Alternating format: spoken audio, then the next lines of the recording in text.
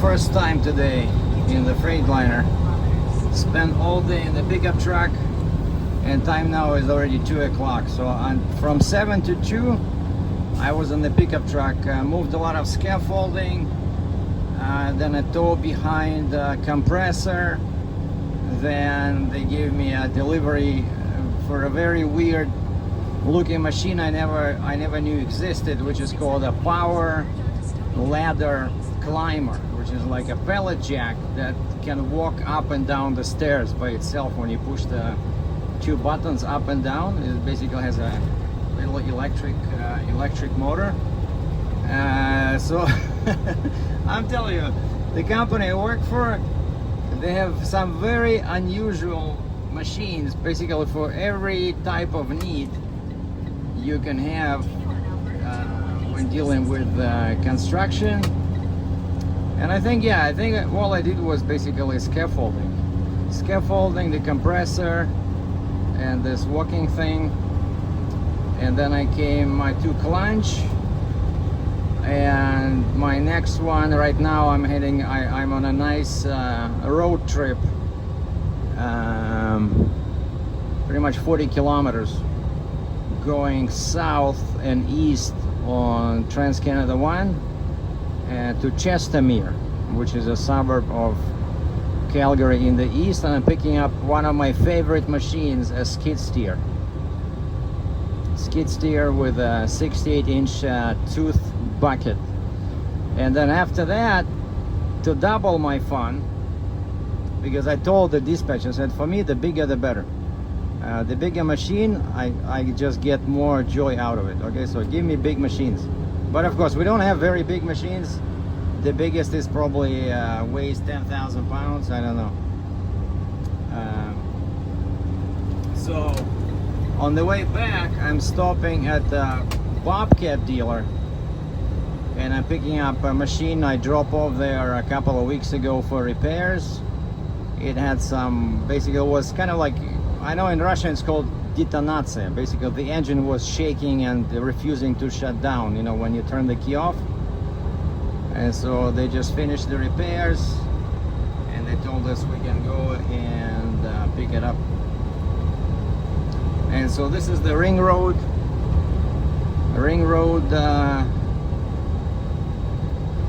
Highway 201. And right now I'm heading east, and then after the curve it'll be going south. So in the news today, I don't remember if I mentioned this, but the lead driver who trained me when I joined the company in March of this year got fired. So, and the part-time driver they hired for the summer was promoted to full-time position. So now we have 2 full-time drivers, and we have 2 Freightliner trucks. The one I'm driving is the old one, and then that lead driver was driving the new one, which was like 1 year old. And so this new guy is asking me, he says, so what truck you want to drive? And to my own surprise, I said, you know what, I'm gonna drive the old one, the one I'm used to, because that one is, for me, is, you know, I don't want to touch it. I know this one, it's not perfect, it has its quirks, but I know it. I'm okay with this older truck. So I'm driving this older Freightliner that now has 269,907 kilometers, which is probably, I don't know, 260 and 60, 120 plus 40, 160,000 miles. Not too bad, but it definitely shows the wear and tear.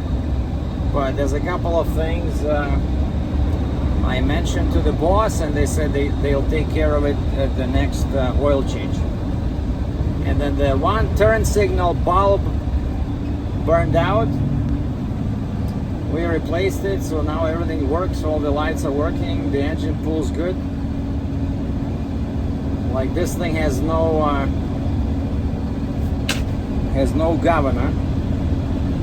And I tried the power. It keeps going, you know.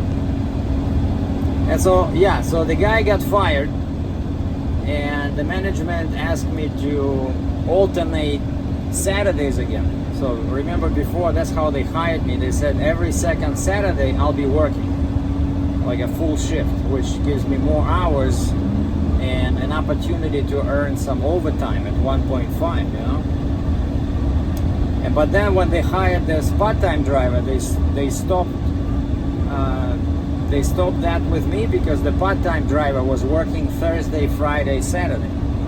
But now, since now there's only 2 of us, they said, how do you guys feel if we go back to the same old schedule where you just alternate Saturdays? And I said, fine, I'm okay with that. I said, give me all the hours you can, because you know, you understand that the rate is not exactly, you know, it's not high enough for me. So I wish it would be like $30 an hour, but the reality is that nobody will pay $30 an hour for driving a 5-ton truck or a pickup truck, right? So I understand that. So I said, yeah, just need, I'm okay with more hours. I said, you use me any way you want. And so they were happy to hear that, and they said, I'm getting a small raise. So I got 50 cents per hour, you know, a little bonus. And also turns out we have a bonus, which I was not aware of. Like, there's a monthly bonus, so every employee gets it after 4 months on the job. And so I'll be eligible now, so you know, it's another couple $100, which is good. So good things are happening at the main job. Unfortunately, bad things are happening at my other endeavors, particularly the freight broker biz. The deadline for the bond payment was tomorrow, August 1st, and there was no way I could get the money. It's just, you know, I did make some profit with this business over the year, so the revenue was definitely higher than what I spent, you know, like the bond payment, the load board monthly payment, stuff like that.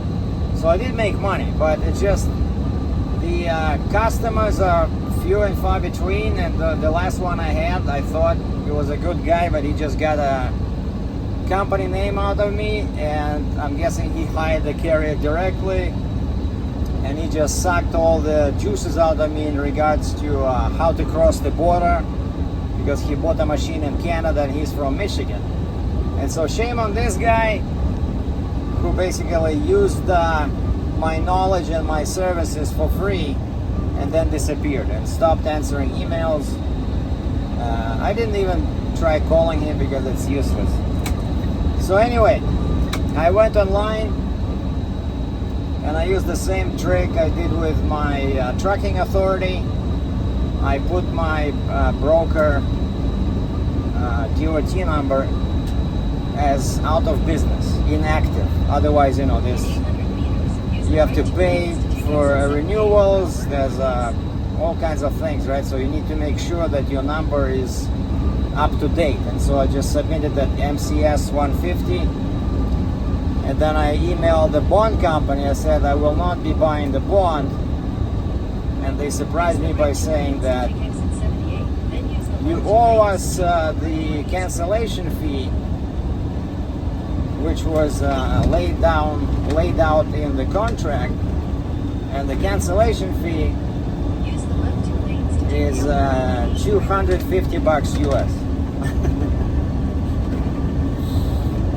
So I'm not sure how they expect to collect this money, since they are somewhere like in Illinois, I think, and I'm in Alberta, Canada, but of course I'm gonna pay. So I can do $250, but I cannot do 1,000 US. So,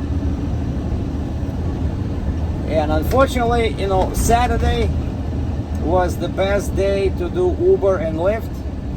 But now, since like I'm working this Saturday, I did not work last Saturday, so I was doing Uber. But this Saturday I'll be working, but still, at night I'm gonna come out and do a few hours. Like I came out yesterday, what was it, Tuesday? But it was very slow, I think 2.5 hours. I made maybe 40 bucks. 40 bucks and covered 75 kilometers.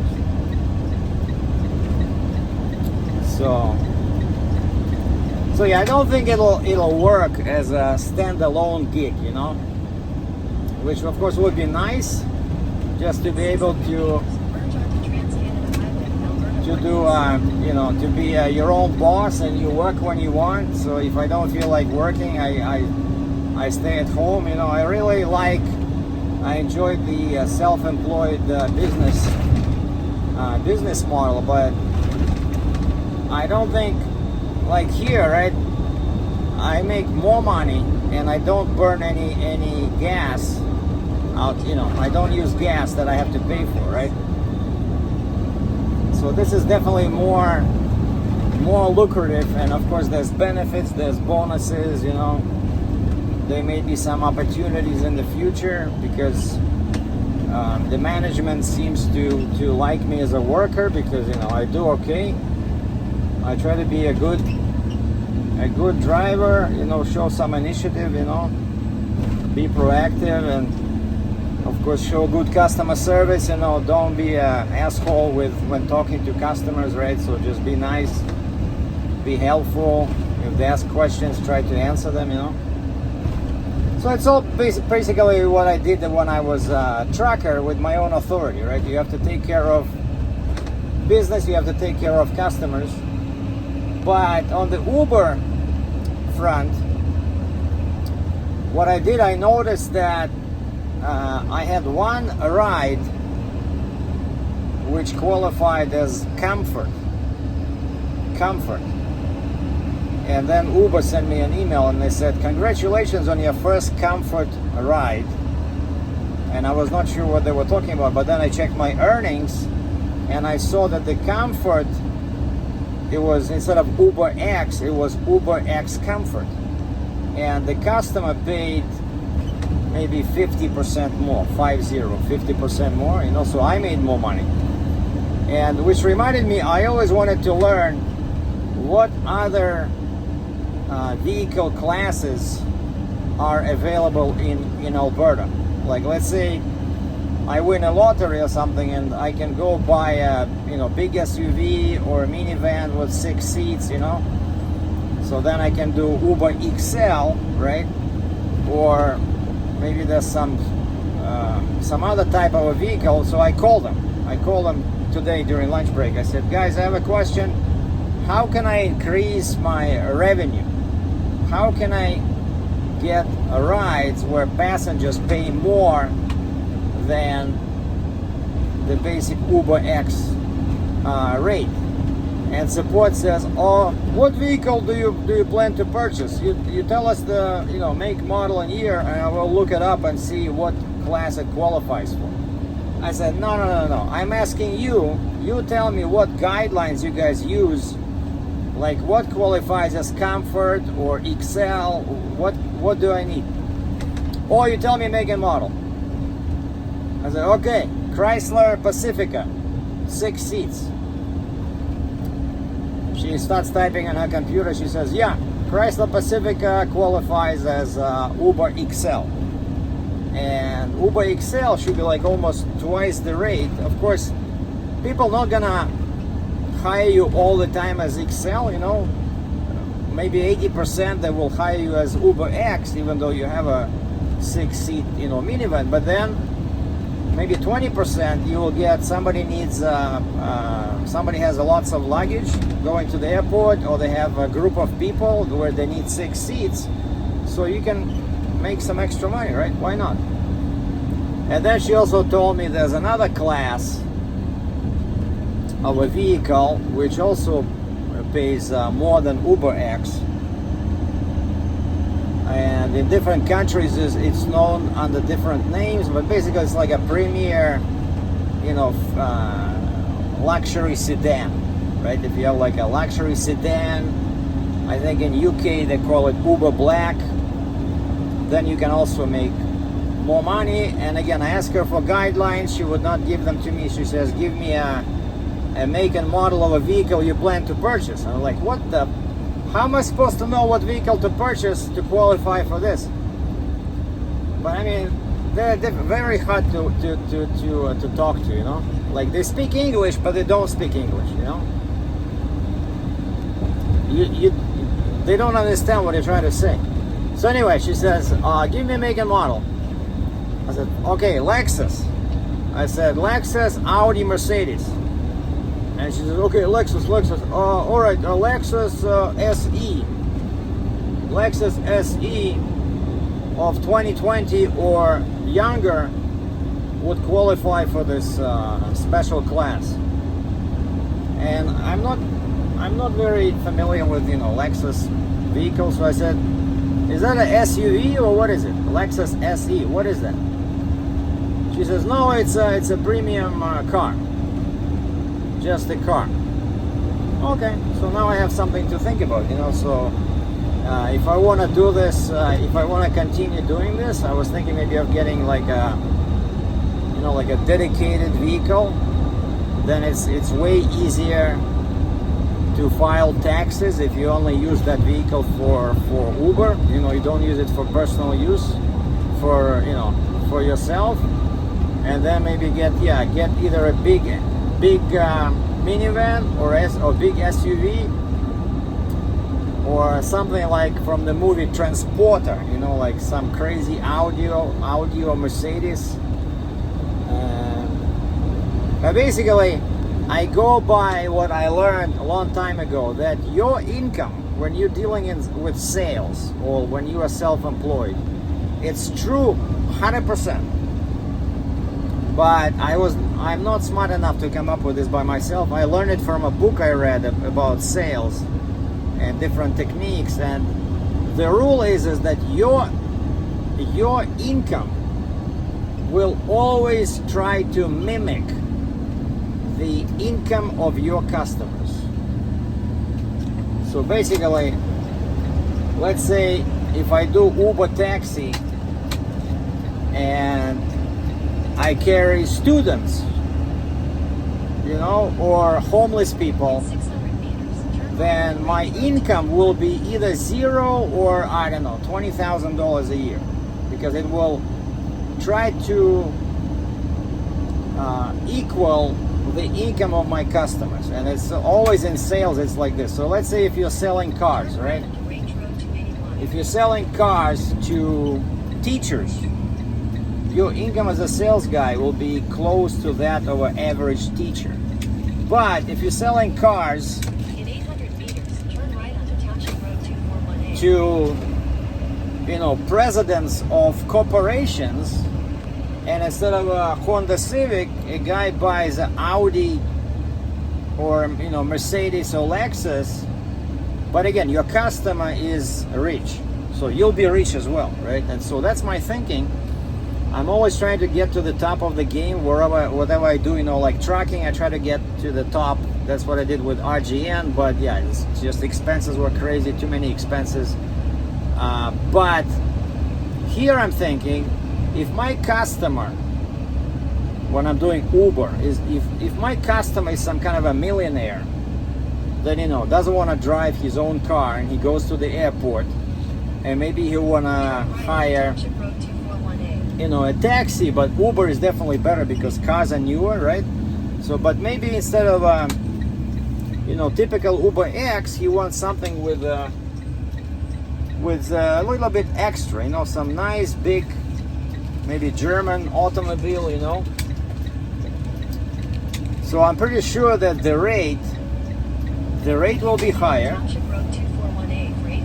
and maybe he'll be more prone to give the driver a tip, if of course the driver is clean shaven, polite, you know, shuts up when the customer doesn't want to talk, you know, you wear maybe like a suit or a black shirt, black, you know, dress shirt, stuff like that. I mean, that'll be awesome, you know. But that's the plan. the plan is to find a way to deal with 500 meters, turn left onto Kennedy rich Boulevard. customers. And one thing I noticed is that there's a big difference between Lyft and Uber in terms of customers. Customers who use Lyft are all cheap. They are students, they are immigrants with no jobs. A couple of times I had two rides from Calgary Food Bank. Turn Like left onto Kennedy Boulevard. Like, I'm serious. Food bank. So people would go to food bank and then they would use a Lyft to get a ride back to their home, you know? So that's who uses Lyft. Very poor people. And that's why rates are low, Continue on Kennedy and that's why Boulevard for 800 meters. they like it, you know? Well, here's what I'm picking up. It's a case. Wheeled, you see, wheeled with a 68-inch bucket. And on these models, what's funny is that this is the tie down, so you actually use the handle that's where you hook up your chains. But I love these machines.